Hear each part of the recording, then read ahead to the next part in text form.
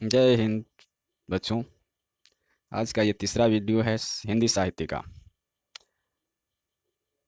तीसरे वीडियो में आज 25 नंबर प्रश्न से हम वीडियो चालू करेंगे कि the modern vernacular literature of Hindustan के लेखक हैं।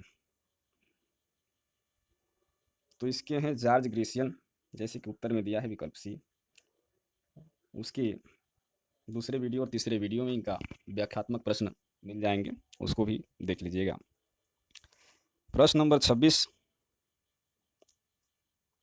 में है, प्रश्न नंबर 26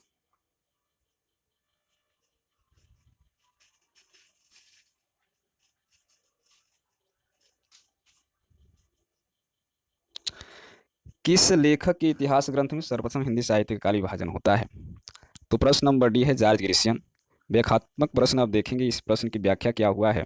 इस व्याख्या में देखेंगे हिंदी साहित्य के इतिहास काल विभाजन करने वाले प्रथम इतिहासकार का नाम है जॉर्ज ग्रेशियन ग्रियर्सन है। जॉर्ज ग्रियर्सन द्वारा किया गया काल विभाजन उसे रामचंद्र शुक्ल के अनुसार आप देखे होंगे 11-12 में, अगर जो आप पढ़े होंगे तो आपको मिला होगा रामचंद्र के शुक्ल के द्वारा मुख्य रूप से 4 भागों में विभक्त किया गया है।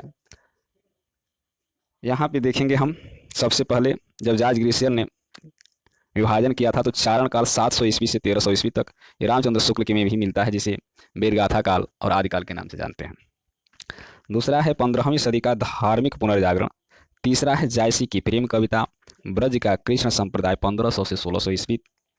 मुगल दरबार तुलसीदास रीतिकाल 1580 से 1692 ईस्वी तक। तुलसी की अन्य परवर्ती 1600 से 1700 ईस्वी 18वीं शताब्दी। 9वां नंबर कंपनी के शासन में हिंदुस्तान, विक्टोरिया के शासन में हिंदुस्तान।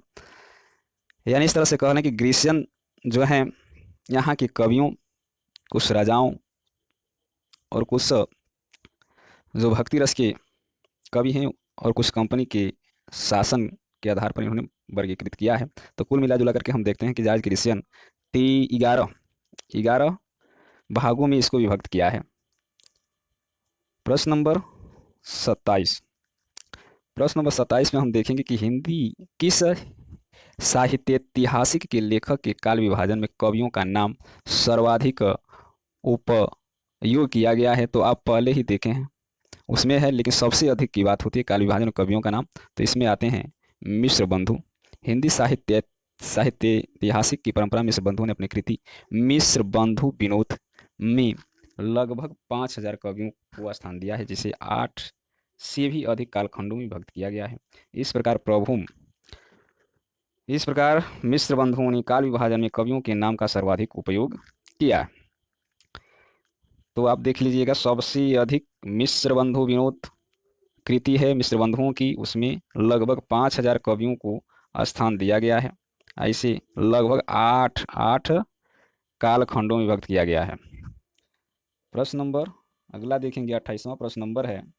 28वें प्रश्न में किस इतिहास लेखक ने अपने इतिहास ग्रंथ में लगभग 5000 कवियों का वर्णन किया है? तो जैसे कि अभी आपने देखा विकल्प नंबर ए उसमें भी था, विकल्प नंबर ए इसमें भी है। मिश्र बंधुओं ने 5000 कवियों का विवरण मिलता है उनके इतिहास ग्रंथ में। उपयुक्त प्रश्न में भी आप पढ़ चुके हैं, यहाँ पे मिला है व्याख्यात्मक में। अब हम चलते हैं प्रश्न नंबर 29। प्रश्न नंबर 29 में मिश्र बंधु विनोद नामक हिंदी साहित्य के इतिहास लेखकों के नाम हैं। तो आप जैसे कि मिश्र बंधुओं के नाम नहीं सुने होंगे तो सुन लीजिए, अब जो जानते हो दोबारा भी इसको स्मरण कर लें। मिश्र बंधुओं की जो कृति है उसका नाम भी है मिश्र बंधु विनोद। तो इसमें है विकल्प नंबर बी है बी गणेश बिहारी मिश्र, श्याम बिहारी मिश्र और सुखदेव बिहारी मिश्र। अब नीचे वाली लाइन में देखेंगे कि विनोद मिश्र बंधु विनोद नामक हिंदी साहित्य के इतिहास लेखकों के नाम गणेश बिहारी, श्याम बिहारी, सुखदेव बिहारी मिश्र हैं। मिश्र विनोद के 4 भाग हैं। प्रथम 3 भागों का प्रकाशन 1913 में किया गया था, 3 भागों का, जबकि चौथा भाग का 1934 में प्रकाशित हुआ। इसे आप देख लेंगे, 3 भाग 1913 में और चौथा 1934 में, जबकि विनोद मिश्र मिश्र बंधु विनोद के 4 भाग हैं। इस प्रकार से हम अगला प्रश्न में चलेंगे। प्रश्न नंबर 30 कह रहा है कि मिश्र बंधु विनोद का चौथा भाग कब प्रकाशित हुआ। जैसे कि ऊपर वाले प्रश्न में आप व्याख्या में देखे होंगे 1934, विकल्प नंबर ए। अब आगे देखते हैं प्रश्न नंबर 31। मिश्र बंधु विनोद कितने भागों में प्रकाशित है। तो आपने अभी देखा 4 भागों में प्रकाशित है, यानी 20 का विकल्प होगा। अगला प्रश्न है 31। मिश्र बंधुओं ने परिवर्तित काल की समय सीमा निर्धारित की है। तो इसके लिए आप देख लीजिए, यहाँ पे विकल्प नंबर ए दिया है। विकल्प नंबर ए यानी संवत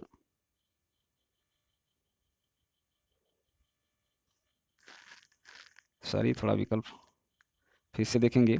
ये है संवत 1890 संवत 1925 तक मिश्र बंधुओं द्वारा उसके कालखंड भी किया गया है।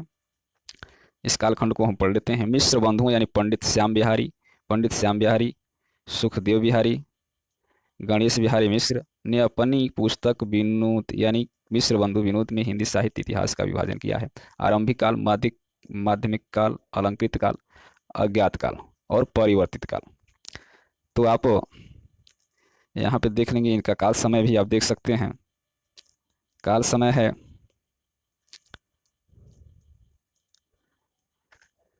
आरंभिक काल, पूर्वारंभिक काल 700 से 1343 ईस्वी तक। जो उसके बाद है आरंभिक काल का दूसरा भाग है उत्तरारंभिक काल 1343 से 1444 विक्रम संवत।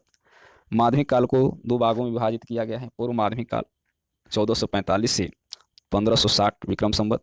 प्रौढ़ माध्यमिक काल 1561 से 1680 विक्रम संवत। अलंकृत काल, पूर्वालंकृत काल 1681 से 1790 विक्रम संवत। उसके बाद है उत्तरालंकृत काल 1791 से 1889 विक्रम संवत। चौथा नंबर है अज्ञात काल, उसका समय नहीं दिया है। परिवर्तन काल दिया है। परिवर्तन काल में 1890 से 1925 विक्रम संवत और ख उसका दूसरा भाग दिया है 1926 से विक्रम संवत अब तक। यानी आरंभिक काल को आदि काल, मध्य माध्यमिक काल को भक्ति काल, अलंकृत काल को रीत काल और परिवर्तन काल को आधुनिक काल कहा गया है। ये चीज़ आप पढ़े होंगे इंटर में, तो आपको मिला होगा इंटर या हाई स्कूल कि आदिकाल रामचंद्र शुक्ल के द्वारा आदिकाल भी कहा गया है, भक्ति काल कहा गया है, रीति काल कहा गया है और आधुनिक काल। बच्चों, आज का वीडियो इतना ही है। धन्यवाद। वीडियो अच्छा लगे तो शेयर करें, लाइक करें और चैनल को सब्सक्राइब करें। धन्यवाद।